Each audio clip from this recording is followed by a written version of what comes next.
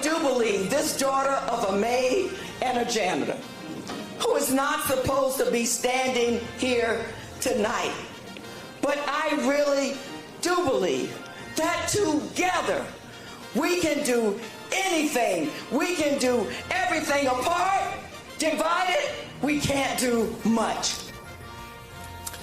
That is the fresh Democratic nominee for Senate in the state of Florida, former Orlando police chief and current Florida Congresswoman Val Demings, who joins us now. Congresswoman, congratulations on your victory. You won by my math, 78 points. So I think we can safely move on from that and turn the corner now to your race against Senator Marco Rubio. What is your case against Rubio to be the next senator in Florida? Well, let me say good morning to all of you, and it is so great to be with you post-primary. I also want to thank the voters in Florida. I do not take their support for granted. I do not take it lightly. But on to the general. Look, I just believe that people in Florida, regardless of where they live, whether that's in rural Florida, like where I grew up, or if that's in a metropolitan area, deserve to have someone who wants to represent them, someone who will vote for things that are in their interest, someone who believes in creating a future where every child in Florida can be included, someone who believes that, look, protecting our environment matters, lowering the cost of prescription drugs matter, reducing the cost of goods and services matter. And we know that Marco Rubio is not that person. Number one, he doesn't like to show up for work. I mean, that's a fact. And when he does show up, he does things, makes decisions that hurt Florida. We can do better, and we will do better come November. So, Congresswoman, surely Senator Rubio, and they've already hinted at this, will tie you to Joe Biden, to the President of the United States, tie you to inflation, as the Democrats have been in control in Washington for the last couple of years nearly now. What is your response to the criticism that you all have been at the helm for this first part of this administration? Inflation is through the roof, and it's not easy to buy things in the state of Florida right now. Well, it does not surprise me that Marco Rubio would look to anybody and everybody that he can hide behind or run to. Look, unlike him, I have worked hard for everything that I have ever gotten, and I will continue to do that as Florida's next senator. We had an amazing, and Marco Rubio had an amazing opportunity just a short time ago to vote for the Inflation Reduction Act that we know is truly good for Florida, but guess what? It is good for America. If Marco Rubio is so concerned about the cost of goods and services, and we all are, so concerned about inflation, we all are, so concerned about our deficit, we all are, then he had a great opportunity to vote for this historic piece of legislation. Marco Rubio chose not to do that because he wanted to put politics over people. And so, of course, he's trying to peddle, he's voting against what Joe Biden is doing, what other people are doing.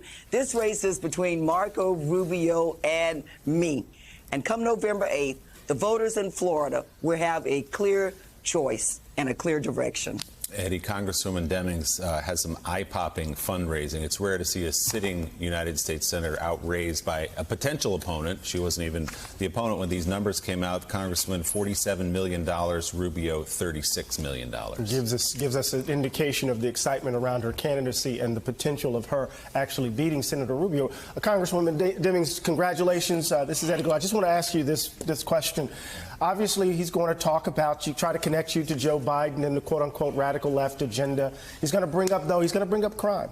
He's going to bring up those cultural issues. How are you going to respond to the way in which Marco Rubio and the Republican Party, particularly in Florida, will exploit grievance and resentment to gin up hatred? How are you going to fight that battle as you run for the Senate? Eddie, thank you so much for that. It's great to see you. And look, Marco Rubio has been in elected office since 1998. And let me be clear about this. Because you hold the office, because you hold a public service office does not make you a public servant. As a career law enforcement officer, and before that, I served as a social worker, working with abused, abandoned, and neglected children. 27 years at the police department, had the honor of working my way up through the ranks to become the police chief, yeah, I was tough on crime. Yeah, we were able to reduce violent crime by over 40%, but I also understood that we had to invest in some of the social ills that cause decay in communities in the first place. And we were able to, because of that, bringing the community together, working every day to restore trust and build trust, helping the community understand that the police is the community and the community is the police. We were able to do some great things. I will put my record of public service, of really trying to bring people together, not just picking and choosing winners and losers like Marco Rubio does.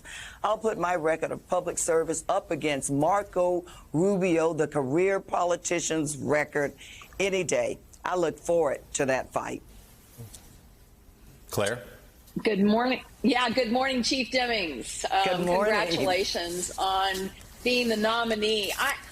I want to talk a little bit more about this Inflation Reduction Act. I get the name of the bill, but I think a lot of people don't realize what was in that bill as it relates to health care, particularly how many decades have we been talking about negotiating for prescription drug prices. The fact that you're in Florida and Marco Rubio voted against, for the first time, a bill that was really going to tame the pharmaceutical industry. Talk about that and the healthcare things in that bill that he turned his back on and how important they are to Florida.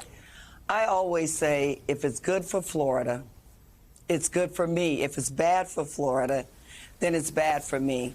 This is a historic piece of legislation that will help bring the cost down for health care.